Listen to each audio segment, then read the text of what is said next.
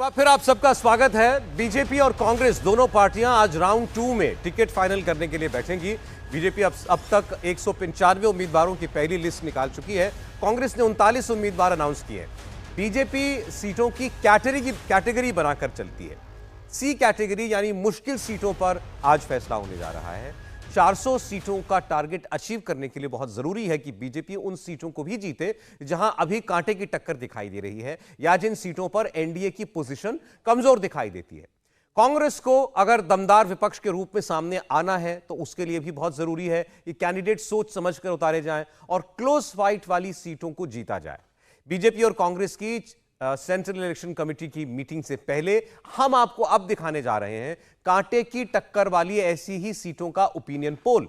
जिन सीटों पर नंबर 1 और नंबर 2 पार्टी के बीच वोटों का अंतर यानी मार्जिन 10% से कम है, उन सीटों को हम कांटे की टक्कर कह रहे हैं और हमने उन्हें अलग किया है।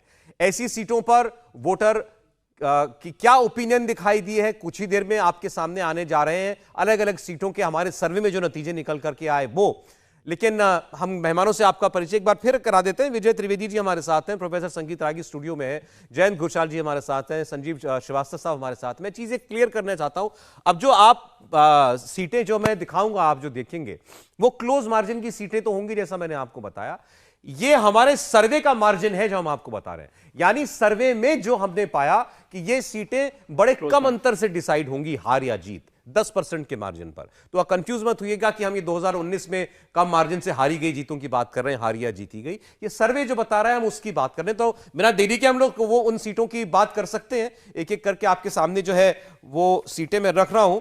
सबसे पहले हरियाणा की हम एक सीट की बात करेंगे। ये रोहतक की सीट है। रोहतक, आज हमने हरियाणा से शुरुआत इसलिए क्यों की है क्योंकि प्रधानमंत्री नरेंद्र मोदी आज हरियाणा में थे। द्वारका एक्सप्रेसवे का उन्होंने लोकार्पण आज किया है। तो रोहतक की सीट बड़ी कांटे की टक्कर वाली सीट है। ये सीट जो है फिलहाल ऐसा लग रहा है कि बीजेपी इसको निकाल लेगी, लेकिन है मार्जिन कम, इसका 10% से कम मार्जिन है। यानी कांग्रेस पार्टी की अगर जरा सा और जोर लग गया है सीट पर तो कांग्रेस की भी हो सकती है सीट, वरना फिलहाल एक एज भारतीय जनता पार्टी को दिखाई दे रहा है। हरियाणा में स्वीप किया है पिछले दोनों चुनावों में भारतीय जनता पार्टी में, लेकिन रोहतक की सीट जैसा हम सब जानते हैं ये हुड्डा परिवार की सीट है। भूपेंद्र सिंह हुड्डा हुए, उनके बेटे अब दीपेंद्र हुड्डा चुनाव लड़ते हैं। यहां पर कांग्रेस का दावा यानी कांग्रेस फाइट में बड़ी ताकत के साथ दिखाई दे रही है, लेकिन बीजेपी आगे। विजय जी, एक बात है, रोहतक सीट जो है खासतौर से हुड्डा परिवार का आपने जिक्र किया, इस बार हरियाणा में जो पिछली बार स्वीप किया था उसमें मुश्किल लग रही है भारतीय जनता पार्टी की। मुश्किल मतलब एक टफ एक फाइट वहां पर दे रही है और कांग्रेस ने अपने आप को बहुत बेहतर तरीके से वहां पर मैदान में उतारने की कोशिश की। अब वहां पर भी टिकटों का बंटवारा कैसे होता है, और हुड्डा परिवार ही आज की तारीख में कांग्रेस का हरियाणा का असली रिप्रेजेंटेटिव है। एक उदाहरण मैं आपको बताऊं कि कल ही भारतीय जनता पार्टी से एक सांसद कांग्रेस में आए थे, तो विजेंद्र सिंह, तो उनको हुड्डा परिवार का समर्थन नहीं है। तो वो जो एंट्री हुई है खरगे साहब के पास वो वहां पर दिखाई नहीं दे रही। तो कांग्रेस का आज की तारीख में हुड्डा परिवार का पूरा कब्जा है।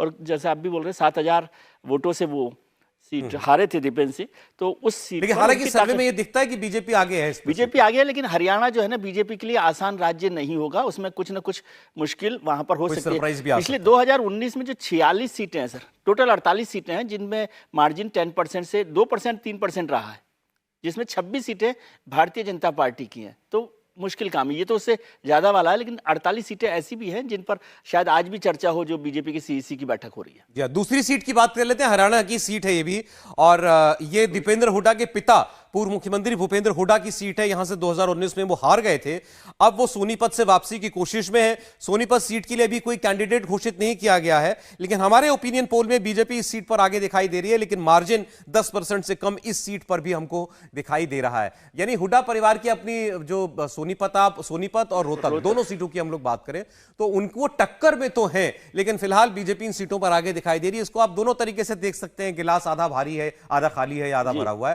कांग्रेस दौड़ में दिखाई भी दे रही है और बीजेपी आगे है, लेकिन चुनौती पूरी उसको मिल रही है। संजीव जी, नहीं, गिलास आधा भरा हुआ है या खाली है तो तब होता है जब भाई टक्कर है और अभी हमें मालूम नहीं, लेकिन सर्वे बता रहा है बीजेपी जीत रही है तो गिलास एक तरह से पूरा भरा हुआ है टक्कर के बावजूद। तो और ये भी एक दिलचस्प बात है कि क्या रोहतक और सोनीपत से पिता पुत्र दोनों को टिकट मिल जाएगा। और विजय की बात से मैं सहमत हूं कि हुड्डा परिवार अभी सबसे शक्तिशाली पॉलिटिकल फैमिली है। और बाद में वो जो कल जिन सांसद की चर्चा हो रही थी, वो बाद में भूपेंद्र हुड्डा से मिलने भी गए और गुलदस्ता देते हुए या लेते हुए एक तस्वीर भी दिखी है। लेकिन कांग्रेस की ट्रेजेडी है, वहां हुड्डा परिवार सबसे शक्तिशाली है, लेकिन रणदीप सुरजेवाला, शैलजा, इवन ये ब्रिजेंस जो नए सांसद आए वो, और एक नेता जिनका नाम दिमाग से निकला, ये सब हुड्डा परिवार के खिलाफ राजनीति करते हैं। तो कांग्रेस की अल्टीमेटली तो लड़ाई खुद कांग्रेस में भी रहती है। तो उनको बीजेपी से लड़ना है कि आपस में लड़ना है, ये भी कांग्रेसियों के लिए तय करना इतना आसान नहीं है।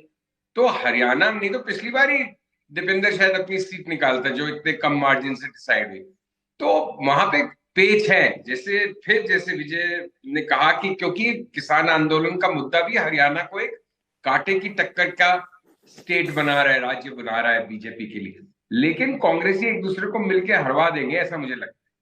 जी ठीक। अब मैं एक दिल्ली की सीट की चर्चा करता हूं आपसे। हरियाणा से लगा ही हुआ है हमारा दिल्ली भी। दिल्ली 7 सीटों लोकसभा सीटों वाला प्रदेश है। 100% स्ट्राइक रेट बीजेपी का रहा है यहाँ दोनों चुनावों के अंदर। 19 में जो ये जिस सीट की हम बात कर रहे हैं, ये उत्तर पश्चिमी दिल्ली की सीट है।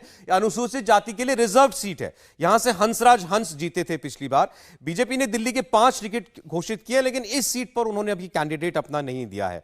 और ये मैं आपको बताऊं क्लोज सीट है। हम 10% से कम मार्जिन वाली बात कर रहे हैं। एग्जैक्टली मैं बता सकता हूं, यहां तो हमारे सर्वे में 7% का मार्जिन है उत्तर पश्चिमी सीट का।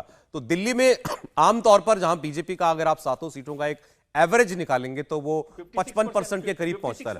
56% एवरेज वोट है दिल्ली के अंदर 7 सीटों पर भाजपा का। लेकिन शायद इस सीट पर अगर आप हंसराज हंस की टिकट अभी तक अनाउंस नहीं किया गया है और उनका टिकट कटना तय है। थोड़ी मुश्किल वाली सीट भी हो सकती है भारतीय जनता पार्टी के लिए। रागी जी, आपको लगता है कि दिल्ली में कहीं कोई दिक्कत आएगी?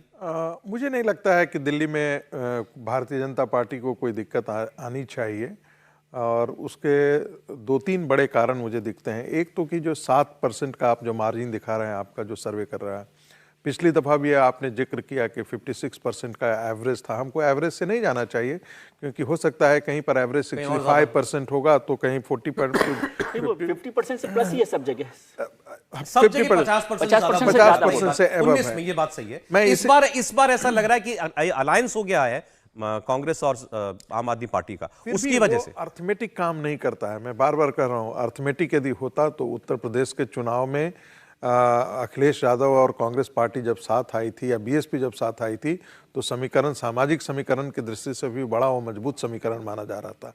आज भी भारतीय जनता पार्टी जो है, ये आम आदमी पार्टी और कांग्रेस पार्टी के बीच में निचले स्तर पर इतना टकराव है कि वो कॉम्बिनेशन जो है वो केमिस्ट्री बनने में बहुत मुश्किल होगा। एक तो वो कारण, और दूसरी बात 7% का मार्जिन बहुत बड़ा मार्जिन होता है। यदि आप साइकोलॉजी में भी आप जाते हैं तो कहते हैं 5 to 6% मार्जिन जो है आप सोच रहे कि 7% का मार्जिन का अंदाजा लगाइए कि आप 14 लाख से को आप मल्टीप्लाई से आप ये करें तो कम से कम 70-80 हज़ार का ये वोट के आसपास 1 लाख का वोट हो जाता है। और जो जीत वगैरह हार का अंतर आता है वो करीब 56,000 58,000, ये भी बहुत बड़ी मार्जिन तो भी सेफ मार्जिन है। मुझे लगता है कि ये सेफ मार्जिन है। मैं 5% से ऊपर जो भी मार्जिन का सीट है मैं उसे सेफ मार्जिन मानूंगा लोकसभा चुनाव के।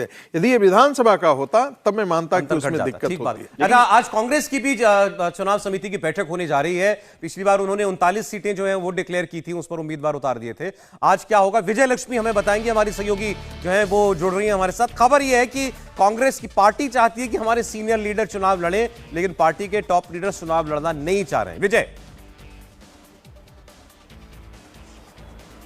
बिल्कुल सौरभ, कांग्रेस का शीर्ष नेतृत्व मानता है कि अगर पार्टी के बड़े चेहरे और खास तौर से हिंदी भाषी राज्यों में जहां पर कांग्रेस पार्टी का प्रदर्शन पिछले लोकसभा में बेहद खराब था, वहां के जितने बड़े चेहरे हैं, चाहे फिर वो एक्स सीएम हो या फिर एक्स यूनियन मिनिस्टर्स हो, वो चुनावी मैदान में नजर आए। अब कांग्रेस पार्टी चाहती है सचिन पायलट दिखें, अशोक गहलोत दिखें, कमलनाथ दिखें, दिग्विजय सिंह दिखें, ये तमाम बड़े चेहरे जो हैं ये चुनावी मैदान में नजर आए। लेकिन सचिन पायलट छत्तीसगढ़ के प्रभारी हैं, उन्होंने उन्होंने कहा कि वो प्रभारी होने के नाते उनके ऊपर वो जिम्मेदारी है, लेकिन पार्टी फिर भी उनको अब हमारे सूत्र बता रहे हैं कि इन तमाम लोगों को कहा गया है कि आप लड़िए। इसके अलावा कमलनाथ कह रहे हैं कि मेरे बेटे नकुलनाथ को आप टिकट दे दीजिए। छिंदवाड़ा से एक ही परिवार से कैसे दो लोग लड़ेंगे, मेरा बेटा लड़ेगा, मैं उनके लिए पूरा काम करूंगा। अशोक गहलोत भी चाहते हैं कि वैभव गहलोत को चुनावी मैदान से कांग्रेस पार्टी उतारे, वो खुद नहीं चुनाव लड़ना चाहते हैं, हालांकि सीट बदलना चाहते हैं। इस बार कहा जा रहा है कि जोधपुर की बजाय जालौर से वैभव गहलोत चुनावी मैदान में नजर आएंगे, लेकिन कांग्रेस पार्टी मानती है कि जितना दिग्गज चेहरा अशोक गहलोत का है उतना वैभव गहलोत का नहीं है, जितना ग्रेविटास कमलनाथ के चेहरे में है उतना ग्रेविटास शायद नकुलनाथ के चेहरे में ना हो।